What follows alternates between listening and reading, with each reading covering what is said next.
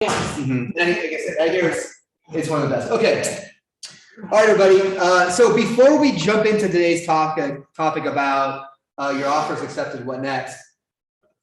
We want to talk a little bit about a discussion we saw on Slack over and the Friday. KWPP agent. And it's also on the KWPP agent page. Talking about Facebook and having a Facebook business page, and the reasons why you may or may not want to do that. And I'm not sure if everybody is on the call today who was involved in that discussion, but I thought I would reach out. Tanya and I thought we'd reach out to you all and see what your thoughts were on Facebook as on Facebook in general. Brian, do you have? I have a hard time using the business side of it, but I mean, I know it's. Wait, can I ask why? Like, what's It's hard about it? I don't like the format of it. It's really easy to control like your personal page on there, and I'd rather just like target. If I'm going to use it, I think I'd rather use it with just keeping in touch with my sphere on there. But I understand having the business side if I wanted to go through advertisements. I just like. But it's not just that though. So Facebook can shut you down if you're advertising your business on your personal. Yeah. That's why they have the business pages. Totally. And posts are just like your personal. Yeah. All you have to do is toggle between which one you want to post on. But yeah, if you start putting anything about you as a realtor on your personal page to talk to anybody, Facebook is monitoring, and if they catch that, they can close you down on it. Yeah. Because you're supposed to use the business page That's for right. it. So I just want to clear that. That's why I understand you have it. That's why you have to I have just to. don't Yeah. use it. Because other than posting ads, because for one, like, I mean, like my people, like the 800 people that I know on Facebook are all on my page, and none of them have started following my business page. Right. I mean, I have followers on my business page, and I've had it for like 6 months. So. Did you push it out to I all of invited them? all, yeah. You invited them? I don't follow other pages Yeah. like that on my Yeah. personal page. Sure. Tanya Yeah. or Kelly, could you tell us who's in the audience and who's speaking? Brian. Brian's the only one here in person. Okay, I thought it was Brian, but Yeah. thanks. But Nita, what do you think about Facebook? I have essentially never used it. Okay. I don't really like social media stuff, and but that's just, but I'm just getting ready to do it for business. Okay. I'm just looking to see who's all on here. Okay. And then Anna, how do you feel about Facebook? It doesn't bother me. I kind of like it. I'm not fully engaged into the business one. I'm still working on it, but yeah, I don't see anything wrong with it. I think it's a good idea. It's just unless I don't know something that's happening, and that's why I saw that Slack information too. Yep. No, I think it came down more to individual perception or how they want to, if they want to be on it or not, right? Yeah. And everyone can choose where they want to market themselves. And like I kind of dug in deeper into, I think it was Thursday small group. Number one, if you've got a business page and you're sharing it out with your friends and you're posting stuff and then resharing it onto your personal page, and then your friends see that and maybe they share it, they're sharing your business information. So it's all free marketing, right? So posting in your business page and then taking it from there and sharing into your personal, now you're hitting all the people that you know, but you're guiding people back to knowing that you're a realtor and not just another person on Facebook, right? So taking advantage of that free marketing aspect of it, whether it's on Facebook or Instagram, is huge, because back when we started, everything was print. Yeah. And it was, you had to be in print. Or You a didn't phone have a call. choice. Or a phone call. Like you didn't have any way to Right? tell people you were a realtor unless you Well, picked up the phone or you Open put it. houses, Yeah. you had to put it be in the front. newspaper. Yeah. We had a magazine. We had to be in the magazine if you wanted to sell listings or hope to get buyers. Now it's hundreds and hundreds of dollars a week. I think what you said too, just tying it into Instagram, since they are the same company now, that's Mhm. the main thing I use. And like when I do post on Instagram, I do get all my friends resharing it on Instagram. Yeah. They're just not using Facebook. My Which group is of friends fine. Not using Yeah. that one as much. Yeah. But You can- when I've done designs through commands, like when I sold my house. That was really cool because I understand that Facebook you get that algorithm going on in Facebook where you get all these extra followers that would not have seen it Right. unless they were following you directly on Okay. your own personal page. Well, So like the ads are Yeah. really cool. well, so this is kind of how I see Facebook, Instagram, Google Ads, Google business page. Well, one, TikTok, TikTok. Well, so any of those. yeah, I think in any social media, but like one, if you're in business and someone who doesn't know you and they want to research you and they use Facebook a lot and they go to search on Facebook and you don't have a business page, they're probably going to wonder how legitimate you are. Now, I don't have one either but I'm not actively selling. If I did, I would. Maybe we need to do a class where we build a Facebook business page Yeah. and an Instagram, Yes. and a Google Yeah. business page. Do you think I that's? think that's a great idea. Because guys, it's free, right? Yeah. It's absolutely free. And if you don't like to be on Facebook, go private, but Yeah. at least have a page where someone can land and find you, another place where people can land and find you. Because Right. guys, we got to build our brands. If we're not building our brands, you're just hoping that your phone's gonna ring, Right. or you're out there working really, really, really, really hard to make an impression on people, where you can make yourself look larger than you are by having things talking about you in different places. I think that's key. I mean, I think You got to be everywhere. you have to be everywhere. You need to be on top of people's mind. People aren't going to know that you're in business. But this is the oldest adage in real estate: is don't be an undercover agent. And Right. I think if you aren't taking advantage of social media, you're being an undercover agent because it's so darn cheap. It's at a minimum, it's free, and you can reach out to your sphere. But just you can officially reach out to other people at a really with whatever your budget is. I mean, you Yeah. can set your budget to whatever it may be, and it pops up on people's places and people's Yeah. screens and they see it, and it just builds your brand. So like Right. we're gonna do a class on it. Yeah, and one of the key things about Facebook posts on your business page or in your personal page, if someone comments, you've got to comment back. Right? Yeah. The more comments that you have going back and forth, now Facebook's like, ooh, this post Is is very interesting. People want to see it and they're talking about it. So now they're going to take it and they're going to feed it to other people and put it on their news feed, right? Mhm. Because your news feed only shows those that are constantly being hit, Mhm. liked, shared, talked about, anything Yeah, like right, that. So, right. And you can cultivate that a little bit, oh, right? totally. Yeah, you can totally cultivate it. Intriguing. Do a post that asks a question, right? That gets people to want to Mhm. respond to it. Mhm, And now you can respond back. mhm, And then you've got this ongoing. mhm. And if you're really great, people are like, oh my gosh, I love this. I want to share it. And now you've got to share, and now it's going out to all down. And guess what? They see at the very top, your picture, your name as a realtor. Mhm. And then they can go find you. Yep, So super huge. you made it. Yay. Awesome. Glad you're here. Glad you came. We just missed our, We were just talking we were on our about, soapbox. we were talking about Facebook business pages, Google Yeah. business pages, but mostly social media and how you guys need to take advantage of it. And I think we're gonna dedicate class, at least getting pages set up. And we'll also pitch you guys more about why we think you should use it. But it's so effective, it's so inexpensive. And at a minimum, even if you're not trying to get Facebook leads, Yeah. which aren't always the best leads, No, but it's the impression you're making with your brand in other places than just. it's just you free doing it. marketing. It's free marketing. Yep. Okay. All right. So let's go back to the topic of the day, and that is, you've got your offer accepted now. What? Now what? And for those of you who've been through this class before, We hit different aspects. right, and those of you who've now been through transactions, I would love to get your 2 cents on this, and you talk about your experiences, and we can talk about what you did right and what you did right.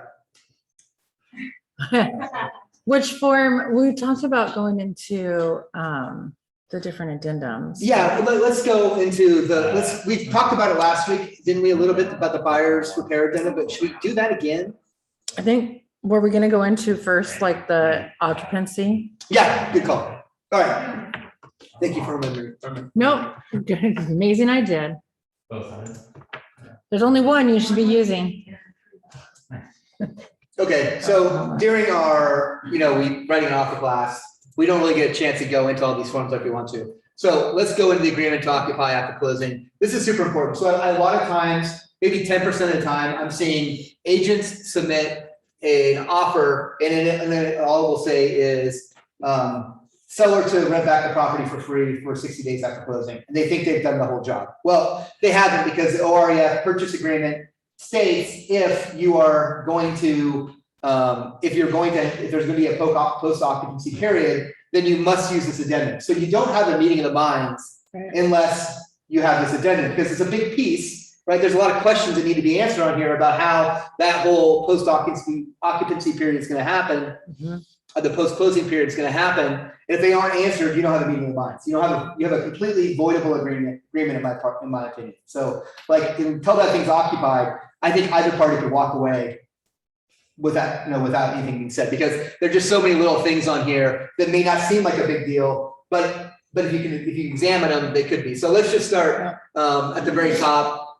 It's announcing who the parties are and that they desire to occupy the premises after closing. And then let's go to the note. Usually when things are in bold by OREF, it means they're really important. So we should read it. I always make you tilt your neck way up there. That's okay. Note, this agreement to occupy after closing agreement, it's not the agreement, it's just agreement, is not subject to the Oregon Residential Landlord Tenant Act. See ORS 90.1102. Buyer's right to evict against sellers first requires the insurance of a 24-hour written notice. See ORS 91.130. This is pretty important. That it's not subject to the landlord tenant agreement. So thus, you can evict them still. Like essentially, they're not subject to the rights that you hear about a lot of like you don't have to pay moving costs for them to leave. So that's a really, really important note. And it's actually part of Oregon law. Oregon law allows a seller to stay in the property 90 days after closing. Most lenders will only allow you to do 60 days. But Oregon law allows for 90 days. But once you go to evict them, then those laws go into effect. So the eviction process is very much the same as far as they don't have the same rights as like someone who's leased a property might have. But you still have to go through the same eviction process, right? You have to send the notices. They have however many days afterwards. And I'm not this familiar with the eviction process, but I do know it's difficult to pain in the butt. Especially in Multnomah County. Yeah, well, in Multnomah, it's going to be the same in Multnomah County as it's in Washington County, as it is it's going to be governed by Oregon state law, as opposed to the various little moratoriums and changes. And so there won't be, you don't have to relocate. There are no relocation costs or anything that should be associated with that, as long as they're being evicted within the bounds of the agreement. Okay. You brought up a really good point here. Did you hear that? Some mortgage companies will only allow the 60 days. So if your buyer is looking at a property that they're stating in the MLS that the sellers need to rent back for 90 days, you better have your buyer check with the lender. You better check with the lender and say, hey, can we even write an offer on this property and get it accepted? Yeah, it's every lender. Right? Or we have to move the closing out further. I was talking to the guys at Academy a couple weeks ago about this, and they said that every lender would know 60 days. So there you go. So 90 days is, So then I would say it'd be a later closing with the 60-day rent back. Yeah, or if they say it's 90 days now or right. I couldn't- Option out. I couldn't hear the last thing Kelly said right before you spoke. Oh, Josh said at Academy, pretty much every lender is 60 days. Interesting. Super important to know. After that point, then they become a renter, a tenant. A tenant, yeah. A tenant in the mortgage lender's mind. And then that's a whole different loan type, right? Right. That's why You're not buying at a primary residence, you're buying a rental property. Yeah. It can be very common that you see somebody ask for more than 60 days. Well, because of the lender, 60's been kind of standard. I did have one though that we were looking at writing an offer on that they wanted 90 days rent back for the tenant. Right. So, same situation. I'm guessing. I guess if the lender didn't know it was 90 days, then there's no real harm, right? Right. But if it's in the contract, but if it's part of the agreement, they're going to see it. Yeah. Yeah. Okay. Sorry. Yep. Okay. So and then we never want to go beyond that 90 days, because now we do have a landlord tenant situation, unless then there needs to be a Unless you lease. are getting a And there needs to be tenant. a lease involved and, right, okay, seller's right to occupy shall begin on the date of closing as defined in the sale agreement and continue until, and we're actually gonna put the timelines in here. After which time seller shall have no legal right to occupy the property. If this transaction fails to close, this agreement shall be automatically terminated and all deposits or prepaid sums shall be refunded. Buyer agrees to verify with buyer's lender. The agreed upon term provided herein is permitted by its underwriting department. All right, so that's where that little approval process comes in. Again, I don't know that probably happens very often. I don't know how often this form gets sent to the lender to make sure that they agree to it, but it's stated in here as such. Okay, and then it says any agreement to extend the seller's occupancy beyond the term provided shall be in writing and signed by the parties. Unless otherwise agreed in writing, such extended occupancy shall be on the same term of this agreement. However, in no event shall seller's occupancy of the property exceed 90 days from the closing date. So there's that 90-day thing that adheres to the Oregon law. I guess if you were trying to be, I guess when an agent was trying to work around this from the lender, what they would do, or what I wouldn't do, but what they would do would be do a 60-day and then do a subsequent 90-day and then a subsequent 30-day after that. So you have two separate documents and one went to escrow and one didn't. I wouldn't do that. No. That's against the law. It's called loan fraud, but that's how somebody might work around that. Okay. We don't do that here. We don't do that here. Okay, so now we're getting to the things that are really like a big deal, right? So beyond not just the date in which the occupancy is ended, and you can probably do that really simply in an addendum, and you can probably do this really simply in an addendum too, but these are important terms. So the seller shall pay rent at a rate of, and so a lot of times I hear 0, but if there It won't isn't, let you. Did you guys know it will that? not put 0. If you put 0 in there, watch what happens. Even if you do 0.00. Okay, so what you would use is you would probably use line 22 and 23 to state that the seller is not paying anything for rent back. All right. But if they were paying, like these are important things. Is it paid a lump sum at escrow? Is it paid after closing? Right? Is it paid otherwise? Right? It could be otherwise, it's paid too. Mm. So like these are things that are germane to the sale. Like, you know, if there is a fee that's being paid for it, how it's going to be paid is super important to the sale. Like, is it going to happen at closing? Is it going to happen every day? Is it happen at the end of the month? Is it going to happen at the end of the term? Like, how's that going to happen? Right? So these are important things. Okay. All right. Down here, and this is one of the things I see really underutilized. If any installment rental payment remains unpaid for 4 days following the due date, in addition to the other remedies allowed by the law or this agreement, seller should pay a late charge of blank per day, commencing on the 5th day following the due date for the latest unpaid rent. And so if you don't have, if this number up here is 0, obviously they can't be late on the payment, right? But if they are, like, there should be a number that's, you know, $50 a day. Is that enough? Maybe not. I don't know. But like, you know, pay attention to that. And then late fees, we go into, this is a lot of property management language down here about how this all goes about. Probably never gonna have to really worry about this stuff, but if you do need to look at it, review it here, but for time purposes, let's move on. So again, this is super important, okay? Let's move up to the middle of the page here. All right, so number 4 here, right? If you don't include this document, this whole term is lost, and this is super important. The premises shall be used by the seller exclusively as a private residence and shall be occupied by no more than how many people, right? Because you don't want the seller to have it for 60 days. This is a 5-bedroom house and they're living there by themselves. We're like, I'm gonna take on 4 new renters, right? Right. Right? Because that can cause a lot of problems, right? So that number is important. You know, like these little terms are really important. If you can see how things could get out of hand. That's why If you they're don't have there. this. Yep. All right. Again, seller shall comply with all applicable laws, ordinance and regulations, public, private covenants, easements, and permitted uses. So that's really important. It should be in the agreement. If it's not mentioned, then it's not part of the agreement. So Yep. How about this one right here? keep the property, including the interior and exterior of all structures and grounds, trees, shrubbery, and all landscaping in a clean, neat, safe, and orderly appearance and condition consistent with the appearance and condition at the time of closing. Well, A lot of people will stop mowing lawns, but watering lawns, actually, taking care of the section property. 14.4, the purchase agreement says Says the exact same thing, thing. right? And it actually says upon occupancy rather than closing. So that is over.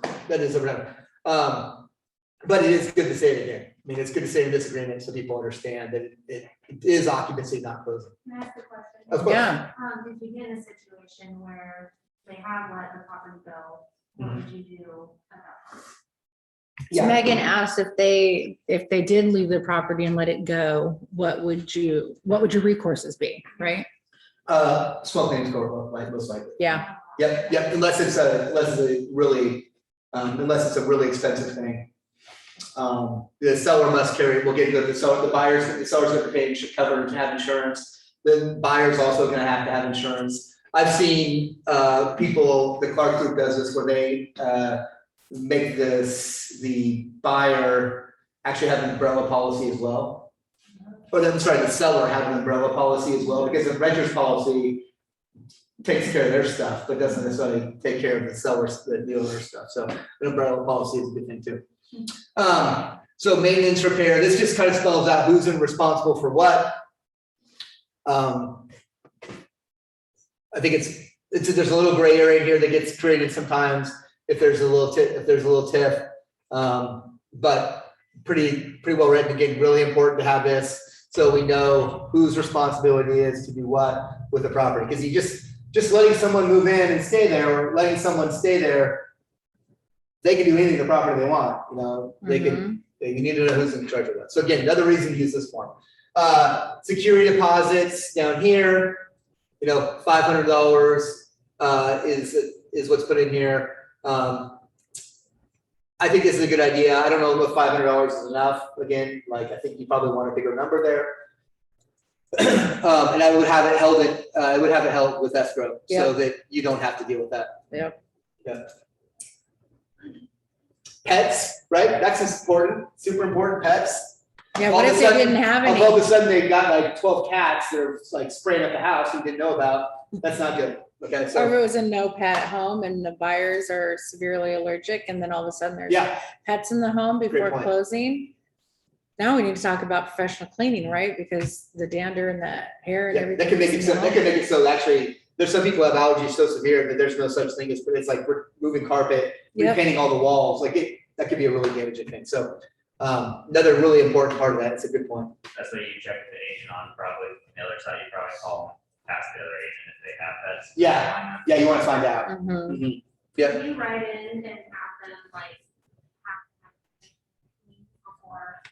You can put can. that in at the very end. But in this competitive market, like Are you gonna? you're gonna add hair to the offer, right? Do you see it written a lot, like if permitted pets shall be limited to pets already on site or something? Yeah, like that? yeah. That's what I usually do. people put. It's easier than writing 5 dogs, 2 horses, 1 Mhm. snake, 1 pig. So, Right. Right? Yeah. 1,500 animals. Yep. Okay. Liens and encumbrances, right? Seller shall keep the property free of liens and encumbrances and shall hold buyer harmless for therefrom. So let's say the seller's just like, you know what, I've always wanted to put a, I've always wanted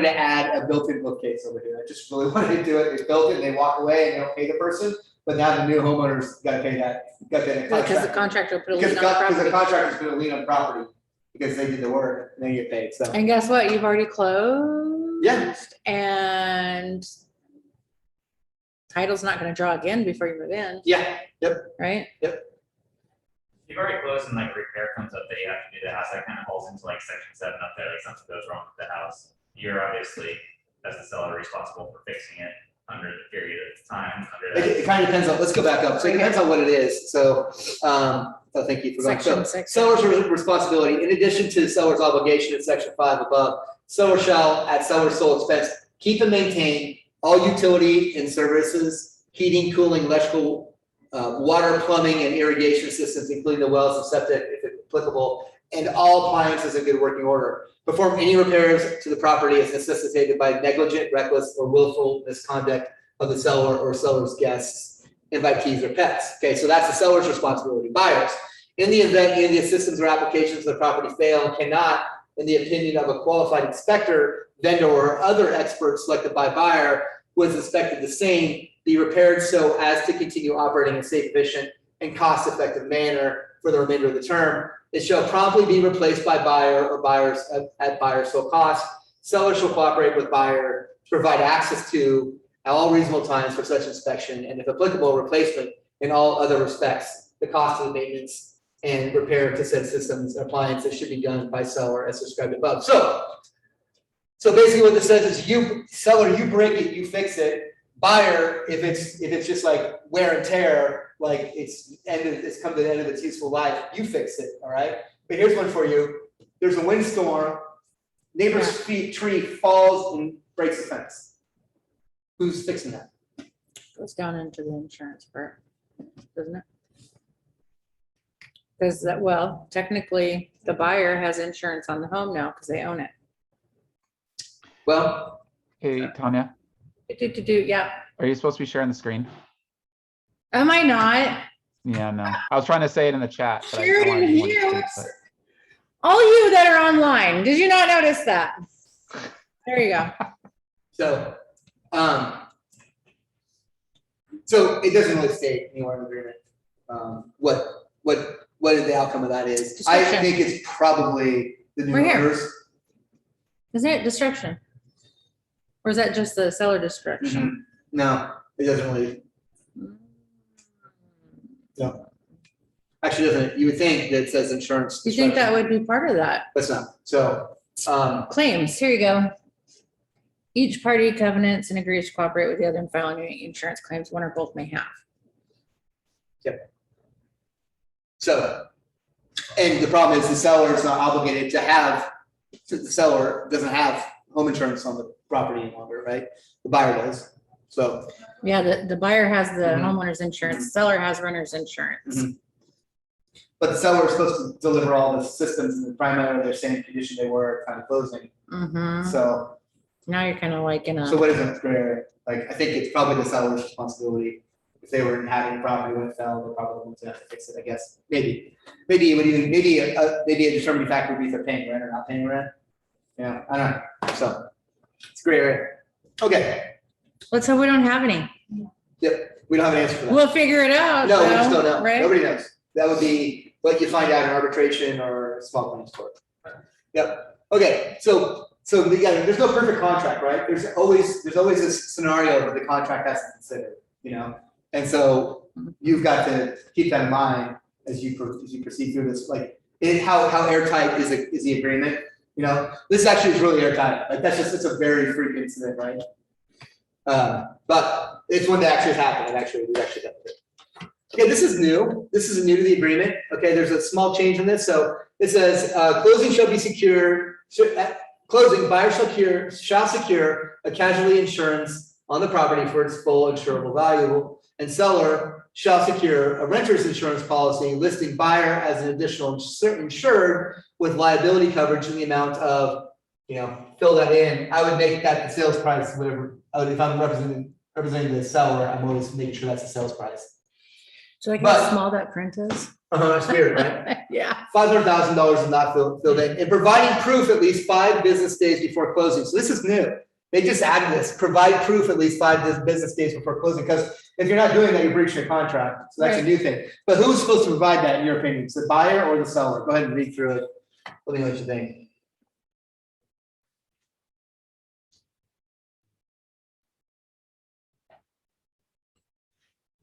I would think both. Buyer. I would think both too. The buyer has to secure a policy and the I feel like- seller. Yeah, I don't know, grammar wise, there's a comma, Right? providing proof at least 5 days. I think it's both. I've been interpreting it to mean both. So, Right? yep, that's how I interpret it. I Me interpret it to too. be both. Mhm. So, Both are being asked to provide something, but I feel like the buyer should do their due diligence and follow up to make sure the seller does. yeah, it's gonna be the responsibility of the parties to make sure they deliver, and only because you don't want to be in breach, right? Yeah. Like, let's say you're the buyer and you've not provided that document 5 days before closing. Could the seller say, I'm not selling you the house? They breached contract. We look at the purchase agreement, there's a whole section Oh. about buyer breaches. What if they got another higher offer? Yeah, right, like, wouldn't that suck, like, there's a backup offer, that's been sitting there, it came in like late, and all of a sudden, like, hey, you just breached contract, we're done. We terminate, here's your earnest, we're keeping your earnest money, because you breached the contract, That's right. right? So, So Important timelines, right, you guys? Make sure that you're writing all of these down. Use your checklist, use your thing, anything to give you Mhm. a reminder of something that is due before it's due. So here's the risk of not following up on this, right? As a buyer's agent, not sending it over, the seller cannot sell the house. And you could lose your client's earnest money. That's like the death sentence, isn't it? Can you imagine having to tell your clients, I didn't ask you to send over the insurance thing. And now the seller's not only keeping your $5,000 or $10,000, whatever the earnest money is, they're also gonna sell the house to somebody else. they just need their contract from their insurance agency, like, ready to go, because they're not gonna start paying it 5 days before. Right, they need to show proof of it, yeah. Okay, yeah. like their quote that they got essentially. Yeah, you're right, and that's another whole agreement, right? Because you wouldn't actually have paid for it yet, right? So how do you show proof of something that you haven't actually started to pay for yet?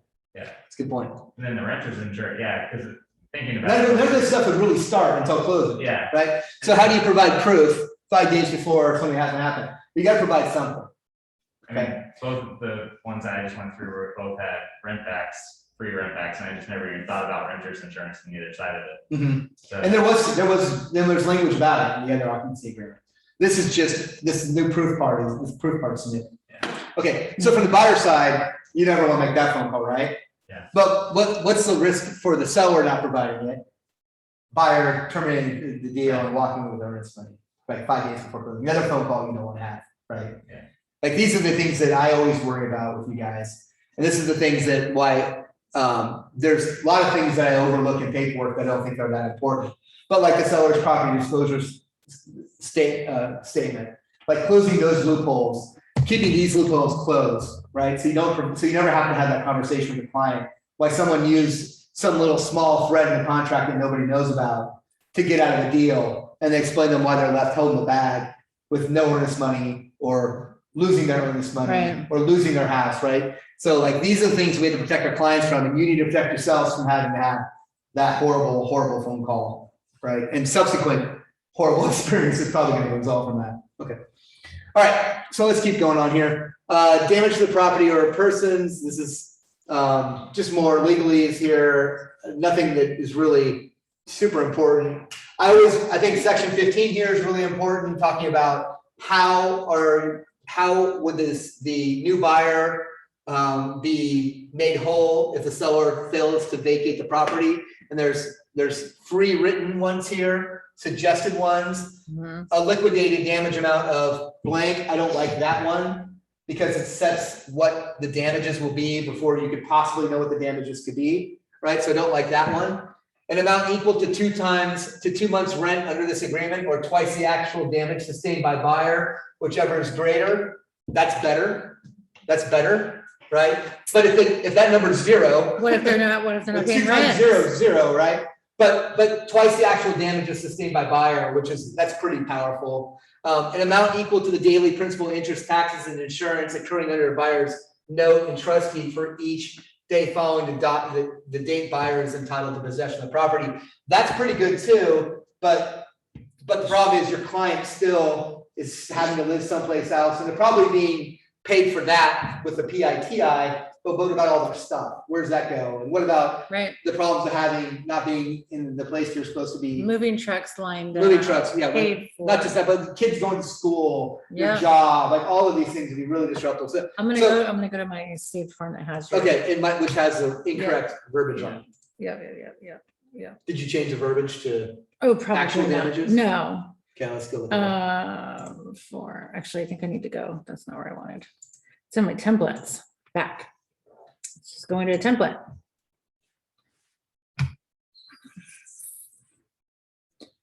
Do I have the document already here? Do you see it? No occupancy. Templates. Occupancy. That's the old form too, so you probably should. It is, yeah, so see, this is why you can't save templates. So per section 15, if seller remains in possession of the property, Sorry, it's good. I wanted to make it bigger so you could read it. possession of the property beyond the terms provided herein, seller shall pay buyer an amount equal to the daily principal, interest, taxes, and insurance occurring under buyer's note and trustees for each day following the date buyer's entitled to possession of property, plus any additional actual damages. So that's the right word. Thank you for changing that. Actual damages that are accrued by the buyer. So that kind of gives you an ability to make them whole. The 2 times plus actual is pretty good too. That's probably more agreeable to a seller than the other one is. So I like that for this time period. Like when the market flips, maybe 2 times is the way to go. But I think that's also pretty fair. It's like, look, this is what it's actually costing me. So this is what you're actually gonna pay. I'm going back. Got the right form. Delivery of keys. Again, this is important, right? Are you Super. getting keys? Are you not getting keys? When are you getting keys? Like Right? this is really germane to the sale, right? Where's Like all if the you don't keys? have these things, if you don't have this figured out, you do not really have an agreement, right? So it seems like a small thing, but I've seen people get upset about this. Like we want our keys. We don't have our keys, right? That's a big deal, right? Okay, dispute resolution, attorney fees and costs. This is probably mimicking what we already have in place. Binding effect, this is just all legalese to make sure that we have that we actually have a valid document. Again, just more legalese, basically just wording to make sure that this is an actual binding document with the purchase agreement. Yep. It's just standard legalese. And then compliance with law, and they're referencing the law, which excludes this from the landlord-tenant law. And then any additional provisions as such you want to put in here, and that's where I would put that wording that Tanya showed you. So, so that's that document. I'm glad we went through it a little bit. I hope you guys see the importance of using it. Well, there's not necessarily like one huge thing in there, but you get a couple of them that people aren't in agreement on. All of a sudden, you don't have a deal, right? So I'm always like, when you present your offer, present it with this agreement. If you have a listing and somebody presents you with an offer and it doesn't have that, you need to include it. Because again, it's completely voidable otherwise. And most people don't know this. And those who do might use that against you. So, Right. Okay. All right. What do you want to do now? So, let's go to. What else comes up? You know what, we went during through a the buyers, transaction? let's go through the term, let's go through the buyer's notice of revocation, and actually, let's go to the seller's property disclosure statement. I can't wait to do this one. The spuds? Yeah. Do you know why we call it spuds, everybody? SPDS. Sellers, property disclosure statement, spuds. It's a mouthful, so SPD, I always call it the SPDS, spuds. So, okay. All right, hold on. Okay, so I'm gonna go through this. Have we gone through this document before? Let's talk about who does it, how we do it, before we get into the document. Okay, so this document should be prepared by the seller prior to listing the property. They've agreed in the listing agreement to do this. They're required by Oregon law to do it.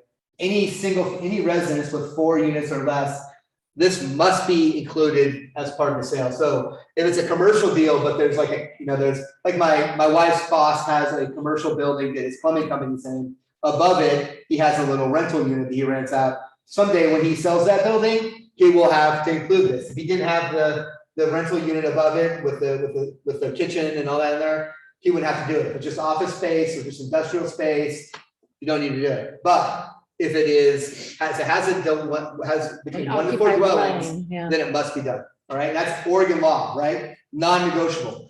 What you're looking at here, besides please complete the following form, a lot of this stuff is actually legislated. So you can't make an addendum to change it because it's a law. You're gonna have to go in front of the Oregon legislature to change it. Okay, so you have to follow the rules for the word by word. Okay, and what I suggest doing when you're working with a seller or buyer is taking a very extreme, because there's some things that are open to interpretation. I take an extreme interpretation on it, so you never end up having to explain to your client why you didn't. Okay.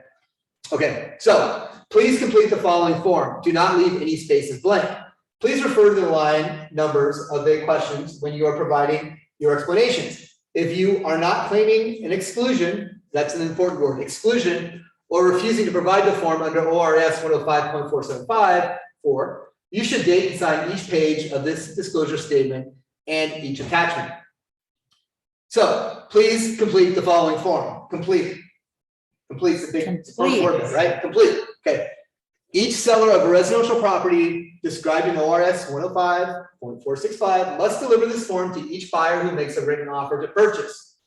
Under ORS 105.4754, refusal to provide this form gives the buyer the right to revoke their offer anytime prior to closing the transaction. Right to revoke their offer anytime prior to closing the transaction. All right. So this is law, right? This isn't just a term you guys wrote and added into the deal. This is a law, and it's very clear right there. They can back out. Day of closing. If they never received it, they can back out the day of closing and get all their earnest money back. Okay. Use only the sections of this form that apply to the transaction for which the form is used. If you are claiming exclusion under ORS 105.470, fill out only section 1. Okay, so that I just read that and made me think of something. So only use the parts of this transaction, only use the parts of this form if you are claiming, like I said, use only the sections of this form that apply to the transaction for which the form is used. Right? So there's my first problem, right? Yeah. Okay, which sections are they talking about? Like, I'd feel better if they defined what a section was, right? Because there's section 1, all right, that's down here, okay? And then section 2, whoa, where's section 2? Right here. Oh, right here's section 2, okay? So let's go up to, let's keep going. And is this section 2? That's not section 3. So this is part of section 2 still, right? Yeah. So sections is not defined early and it's capitalized later. So which, are they talking about the same thing?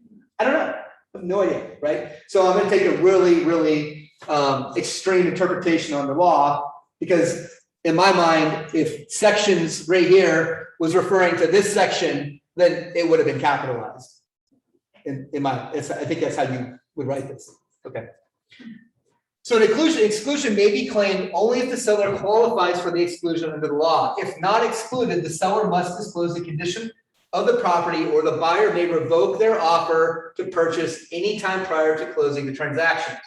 Questions regarding the legal consequences of seller choices to be directed to a qualified attorney. Okay. So this is the exclusion, all right? So there are a handful of things that can claim the exclusion, okay? So you may claim an exclusion under the statute only if you qualify under the statute. If you are not claiming exclusion, you must fill out section 2 of this form completely, all right? So one of the ones, if this is the first sale of a dwelling never occupied, the dwelling is constructed or installed under a building or installation permit number blank issued by blank, okay? So if it's new construction, right? The seller can initial here, right? But if it's not complete yet, they don't have a permit. They don't have number, permit number, yeah. right? So they don't put the permit number. They can put this part in. They probably know who's going to issue it, right? Right, city. Right. Let's go back to the first sentence. Let's go to the first sentence. All the way up. Mhm. Please complete the following form. It's So not you haven't complete. included that. So do you have a completed agreement or not? Nope. I don't know. I don't know the answer to that question. And I've looked, nobody knows. Anybody who says they know, that's not true. Let's get an attorney on here. I've had attorneys and I can bring you 2 attorneys who'll tell you the exact opposite on what that means. Yes. Would you Yeah. put in there like an anticipated date or like a permit? No, In my opinion, you can't, I don't, in my opinion, you don't have that. it's not complete until you have the permit number. Yeah. You can't claim the exclusion without the permit number. This is a flaw. This is a real big flaw in this form, I think. And I don't know, the problem is who's going to make the decision. So if you, if it's under $10,000 and you had a dispute over this form, and it, like, let's say your clients were delivered this form without this filled in, and it's new construction, and they said, you know what, we never got it. This doesn't count. I'm going to terminate the last day of my inspection period. The last day before closing. and there's earnest money on the line, it's sitting in an account where people are bickering over the earnest money, because you haven't released the earnest money already to the seller for any other reason, which is unlikely for new construction, but let's just pretend you were keeping it there, or it was a, yeah, that would be the way I would use it. That'd be the only way I could, that makes the most sense. So the earnest money sitting in an escrow account, people are bickering over it. Your client as a buyer thinks that they never received this document, they're entitled to their earnest money. The other one, the seller says, I delivered this to you, I claim the exclusion, you don't get there, you don't get to cancel anymore. And we'll get to that later. But you don't get to terminate. And the earnest money sitting in that neutral account is $9,999. And you go in front of the judge, and the judge may read this and say, yeah, no, it's never been delivered, right? But you go in front of an arbitrator or you go into an arbitrator where it may not be a judge, it could be realtors involved, or you go to PMAR, whatever it is, they're gonna have probably a different ruling on it than a judge would. So I always kind of err on the extreme version of it just to cover my own, you know what? So if I'm talking to my clients about my buyer clients about this, I'm like, yeah, he didn't deliver this. You may or may not be able to retain your earnest money until this form's been completed. You know, I don't know for sure. There's not really a clear cut answer to that, but I would have that discussion with them ahead of time. So they're not asking me later. Like, I don't want them in this situation. I wouldn't want their attorney, because the deal went sideways somewhere else, coming to me and saying, well, how come you didn't just back out because of that? You never got the actual seller's property disclosure statement delivered. Right. And you can say, well, we had that discussion. We did, and here's the email where we had the discussion. All right. Okay. Second one, this sales by a financial institution that acquired the property as a custodian, agent, or trustee by a foreclosure deed in lieu of foreclosure. All right. So, like, let's say there's a receivership that the court has set up to sell a property. That would mean they don't have to give any information out about the property. We were talking about a scenario the other day where a lender, a big bank, owned a property they had foreclosed on, and they had found out through sale fails about things that were wrong with the property. They didn't want to know about it. They were like, don't tell me about it, you know, plug in their ears. We don't want to know. We're not going to disclose. Right. And they told their agent, their seller's agent, and we don't want you to disclose either. What do you do? As a seller's agent, your client just told you can't disclose that. The roof's bad, they said you can't disclose that. What do you do? Tell them you can't work with them. But then you say, I'm sorry, I have no choice but to disclose. Yeah, absolutely. And they could say, their attorney could tell you, oh, you don't have to disclose. But that attorney doesn't represent the buyer. Or the attorney doesn't owe them the same fair and honest dealings that you do, right? So think about that. When people are telling you to do stuff that feels wrong, there's probably a reason why. Yep. Because it is wrong. Okay. All right. The seller is well, this is better. The seller is court appointed. So like a receiver, personal representative, trustee, conservative guardian, they also not required to answer the questions that follow below. So I think a big one where a lot of people have a little issue on this is your parents passed and now you're selling their house for them. Yeah. So if How you're the much do trustee, you know? How Right. much do you don't Might have know? grown up there. Right? Yeah. Like, where do you go with that well, the one? better question is the seller is court appointed trustee. So were you court appointed? You may not have been, like most trusts, you weren't actually appointed by the court. Right. So you would be obligated to complete the form. I've actually had the discussion with an estate attorney because I was representing him and his sister in the sale of the deceased parents' house.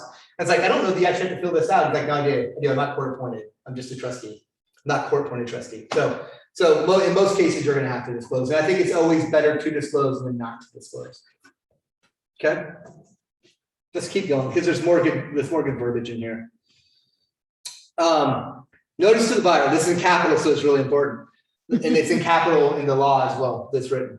Notice to the buyer, the following representations are made by the seller concerning the condition of the property located at, it's called the property. Disclosures contained in this form are provided by the seller on the basis of the seller's actual knowledge of the property at the time of disclosure.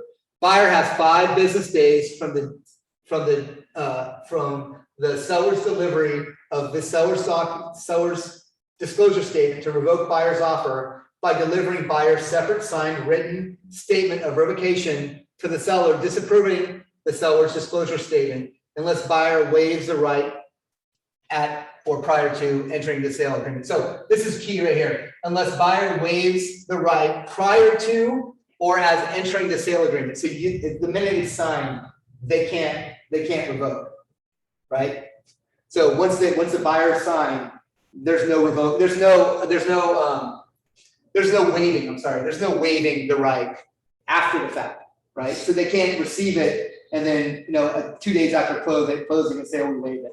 They don't, they can't, it's not possible. So the other thing is, if the seller has claimed the exclusion, does the buyer still have the 5 days of right to revoke? They still have that? So they're claiming the exclusion, right? It says right now, if you did not claim the exclusion in section 1, you must fill out the section. And then it goes down here to talk about the delivery of the document. So does the buyer have the 5 days or don't they have the 5 days?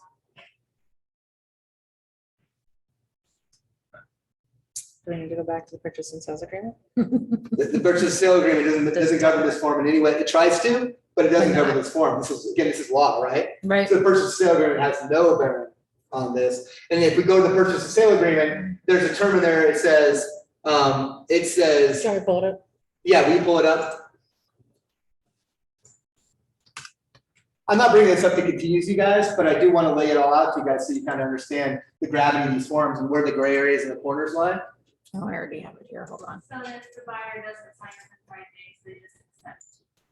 Yeah, once it's delivered, it's on the ball, right?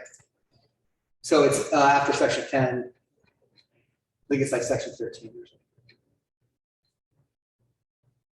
13, there it is. Okay, under Oregon law, buyer has a right to revoke buyer's offer, the revocation period, unless this transaction is exempt. Notice the word here is exempt, right? Unless this transaction is exempt or buyer has waived the revocation right, buyer may exercise the revocation right only in writing and only within 5 business days after the sale agreement has been signed and accepted by both parties and seller has delivered to buyer or buyer's agent the complete seller's property disclosure statement.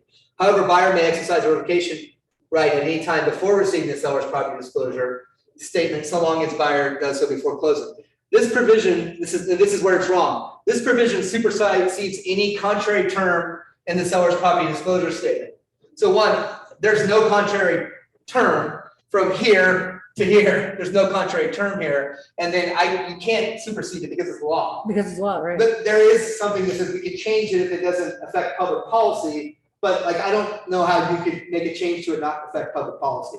So this is, I think that term is not binding. I've read the paperwork on it. I don't believe it carries much weight. So right where it says unless it's exempt. So it uses the word exempt, okay, as opposed to the word exclude. And so I don't believe it's referring to this because this is called an exclusion, not an exemption. Not an exemption. Right? The exemption would be for properties that have 5 units or more or don't have a dwelling. That would be, in my mind, that's what they're referring to. It's not clear. Again, no document's perfect. And this one's the furthest from it. Okay, so in my mind, if I represent a seller, in my mind, if I'm claiming the exclusion, I still think they have the 5 business days. And if your buyer was trying to back out after giving the exclusion, I wouldn't rely upon it. Like if I knew it was going to be excluded, I wouldn't want to use this as a way to back out because there's so much conjecture over if it is or if it isn't. But in my mind, it is. Again, I've taken the more I guess it's extreme, but it's more cautious as a seller's agent that they do have it. As a buyer's agent, I would go the opposite extreme and say not count on them having that 5 business days if the exclusion has been claimed. Right. Right. And so what could really get funky is like, let's say you've had your home inspection and no one has delivered your property disclosure statement yet. Right. And then they claim the exclusion. You didn't know you were going to get the exclusion claimed on you, right?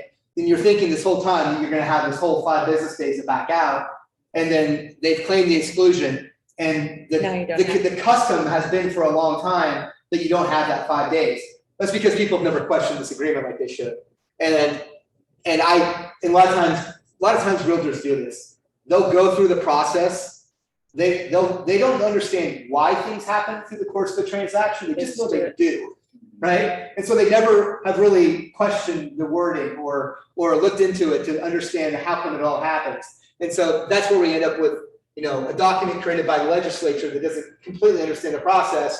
And then people just start using it and customs get made and understandings are based upon what someone did once, as opposed to what it actually says. So in my mind, the exclusion does not mean you don't get your 5 days, because why would you have to deliver it? Like, if it's just there automatically, then why do you actually have to exclude? So they know that you've excluded? Yeah, if you're within your inspection period, then you're still protected. You're covered, but let's say it's 11th day, and you're still expecting to get this, because you're thinking, oh, we can still back out. Don't worry, we can still back out. We've got this no proper disclosure statement. And now they've claimed the exclusion, and you're like, oh, now do I have the 5 days or not? I think you do. A lot of people don't think that way, so. You'll have a fight on your hands probably, and if that ever happens, let me know, because I've got articles up the yin yang to go up to talk about this. Where I can confuse someone enough to just give up, I think. Do you wanna make sure then, because like, if you're on the 11th day, like you were saying, you think that the exclusion, you do have 5 to 4 days after that? Mhm. As a buyer's agent, you'd still wanna try to get these forms from sellers as quickly as possible? Do Well, you now, want- if the sellers live in the house, and you know the sellers live in there, and you Yeah. know their ownership situation, and you know that they can't possibly qualify for Right. the exclusion, then no, why ask, right? Unless your client really wants to know what the answer to these questions are.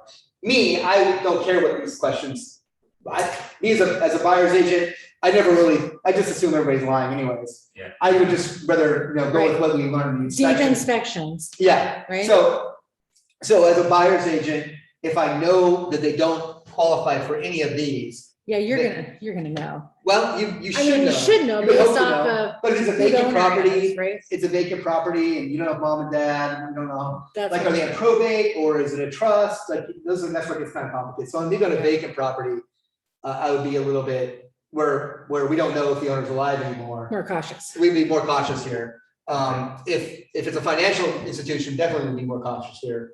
And, in a new construction, we kind of know we know that that's kind of a gray area. So I wouldn't want to rely on these things to back out of sales when it's not clearly defined. So in a normal situation where they've answered all the questions and you're backing out within 5 business days, this is the best way to get out of the deal. But if it falls in these gray areas that I'm bringing up, it's the worst way to get out of the deal. But if that's all you got left, then that's what Then you try gotta try, right? Yeah. Okay. No. All right, so You're done. let's just get to this next No, section. no, you're done. I know, it's an exhausting conversation. Okay, for more comprehensive examination of the specific condition of the property, buyer is advised to obtain and pay for services of a qualified specialist to inspect the property on buyer's behalf, including, for example, one or more of the following, yada, yada, yada. This question gets missed a lot, right? Oh, so many times. How 41 gets hard? missed all the time, How right. hard is that? but It's because right people rush there. through it. People rush through it, all right. There's boxes. So there's just a couple areas, question things here I want to bring up. So they should answer every single question. So there's a lot of, even these, if yes questions, I'm trying to find one. Oh, here. Right. Okay, so does the water source require a permit? No, or unknown. If yes, do you have the permit? Needs to be answered. Even if the question is obvious, it says complete the document, right? And if you it's deliver a document, no, it's not complete, have you delivered the document? and if it's no, you do NA, right? Yeah, but I don't know, like, again, if I'm working with a seller, I'm making sure every single. Every there's a single box is every single checked. box. If I'm working with a buyer, then I'm gonna have that discussion with them, hey, this came across, some of these answers aren't given. I don't, we may be able to revoke until they give us the completed document, we may not, like, it's a super gray area. Because they didn't answer all the questions, and then, we can't necessarily sit on it and then say, oh, hey, 2 weeks later, you didn't answer all the questions. So I always, if I'm representing a buyer and I get unanswered questions, I'm gonna talk to my client and I'm gonna suggest that we ask for it with all the answers to the questions. Now, there's a couple of questions that, I highlighted up there too. if you mark yes, so if there's a yes answer, like right here, then they have to provide an explanation on an additional page. And on that additional page, they have to sign an initial, that page, the seller does. So, and then additionally, it needs to be indicated on line 202 or 203 of this agreement, how many different additional pages there are. And if that's not done, if that line 202 to 203 in this case, for some reason it's 202 or 203, there's 2 different forms I see. I think it depends if it's the e-signature one or the Yeah, regular one. Yeah, yep. So if that number's not given, but the explanation page is given, had they, again, this is law, right? Had they delivered the document, if this is 0, but they have an additional page and they've answered yes to questions, or if they've answered yes to these start questions, but they haven't indicated a page and they haven't given you any explanations, have they delivered the document completely yet? Nope, I don't think so, right? But again, wouldn't want to argue it. So if you find yourself in that situation, as a buyer's agent, you want to make sure that you're promptly asking for those additional pages. If you think Yeah. that later you want to try to enforce this, we just had to go around with some agents down in Eugene about this. And we finally got them to deliver the entire document. But up until they delivered it, I think we could have backed out at any point in time. There's just a couple questions here that are kind of funky. So right here, has a property ever been used as an illegal drug manufacturing or distribution site, right? Probably no, right? Okay. If yes, was the certificate of fitness issued? In some forms, this NA is not there. So how do you answer that question? I believe that is on, It's on, it's on the E form that Yep. is not there. it's on this one. Put like star next to it and then. See how it, go to the pages. Yes, different, huh?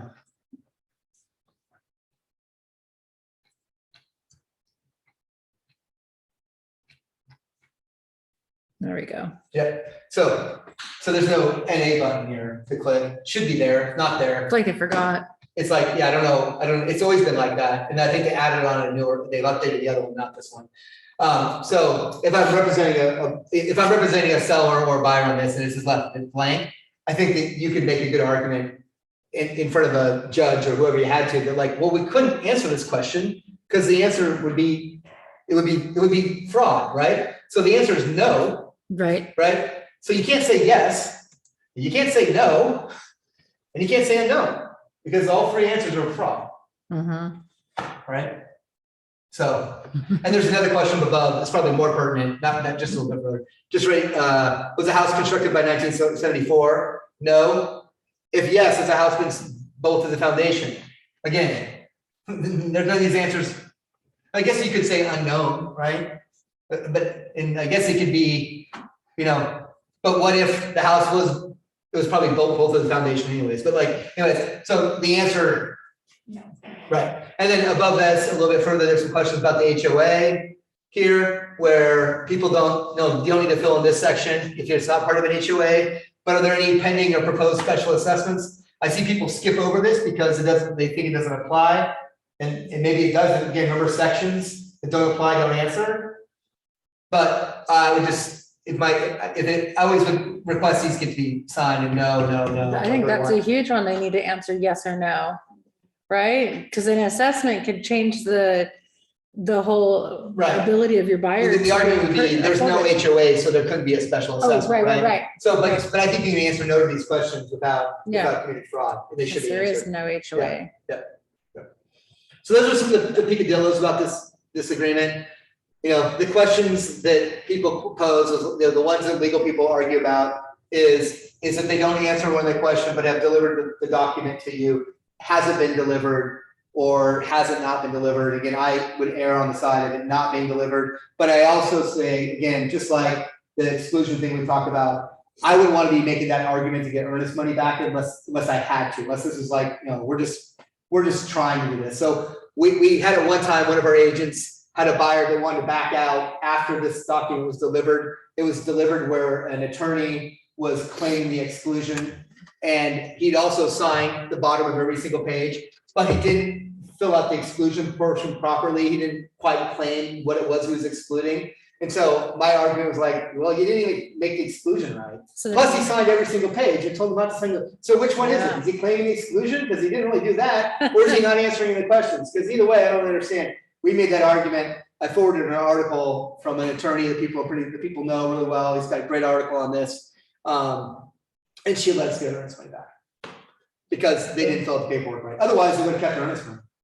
Right. As a listing agent, you never want to be on that side of that. I would not want to be her. Well, she's lucky she was making the argument to an attorney who should have known better.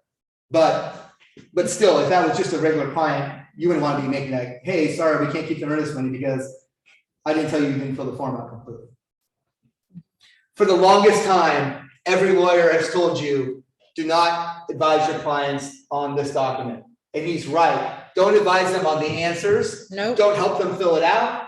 But when it comes to the completion of the document, I suggest if you're working with the seller, you make sure that it's complete. If you're working with a buyer, that you're having a conversation with them about what their rights may or may not be associated with this document. And I think it makes you look like kind of a baller if you know, right? Because nobody knows this stuff, right? But if you do, it makes you look like an expert. So, all right. We just went way over. I was trying to tell you now. I know. Does anybody have any questions? With what you were just saying with the advising, if you don't advise, so in my head just now, I was thinking it'd probably be better to be there while they're filling it out and doing that in-person Nope. disclosure. So is it actually maybe better just do the e-disclosure? I think the e-disclosure is the best way to do it. Drop it off to them when Yeah. you're going to the listing. Usually, I Right? usually leave one with the MLS. Leave a copy with them. Give them time to carefully go through and answer every question. And if it's tedious, and they may not do that, like you may be Right. sitting there dying while they do it too. You may want them to fill it out, but make the point, say, there's two things you must absolutely want. One, answer every single question that's posed on there, every single question. And two, if it has a star, if you answer star yes to anything, you're going to include a different page explaining why you checked yes. And right, and then you're gonna, in however many pages of that takes to explain, you're going to indicate on page 202 on line 202. Yep. Now, you've just set the, and then make sure when they send it over to you, I don't even care what the answers are, I just wanna see that they're there. That they're all there. Yeah. I always check the asterisks. If there's something marked yes on an asterisk, Mhm, where's my addendum? mhm. When I'm reviewing this document, I'm looking at the yeses for that star yes answer, Yeah. just making sure there's an answer for all those questions that we given. Yeah. But challenge, you guys should be looking at your paperwork with this kind of mindset, like you need to take this kind of level of detail to the contracts, so if you know them, imagine, I was just thinking about it this morning, like if I was sitting in a listing appointment, and I'm sitting there and saying, well, does the guy you're talking to, the person you're talking to, does he understand section 5.2 of the purchase agreement and how it works and how it automatically terminates after 2 business days? Does he know that? Does he bring that up? You think he understands how to manipulate that section? Like, when you guys know the document inside and out, you can bring in and talk about your level of service and your marketing, but what nobody can talk about, because nobody does it, okay? They just know how it works, they Right. don't know why it works. If you know why it works, you have such a leg up on the competition. Like, you can be a hero, you'll find clients where you actually can be the hero, where you outmaneuver the other person who doesn't know anything about the contract. So I just remember, I take this representation thing of your clients really seriously, and you guys should too. Mhm. So learn this stuff, read it, question it, and then apply it. If they miss a couple of those NAs, like after on those questions, and then they don't do an NA where there should be one, like to fill in every line, you can't fill that in for them. You No. send it Nope, back to them. send it back. Send it back. That's silly, why? Just Well, I can't do any of that for you. because how regardless of how obvious the answer may be, the Yep. buyer may retain their right to revoke their earnest money up until the day of closing, until they delivered a complete document. So Yeah, put it in the document, it's like, yeah, this is tedious, I get it, Yeah. but would you rather spend 5 minutes answering these questions, or have your buyer walk away on the last day of closing and take earnest money because you didn't deliver a complete document? all right, awesome. And again, and then you look like you're protecting them, Yeah. right? You're being a pain in the butt, but But you're doing your job. You're But doing you're your job. doing why they hired you. Right on. all right. Thank you, Thank you. guys. Thank you, everybody. See you Thursday. Right? Thank you. Bye. Questions? Shoot.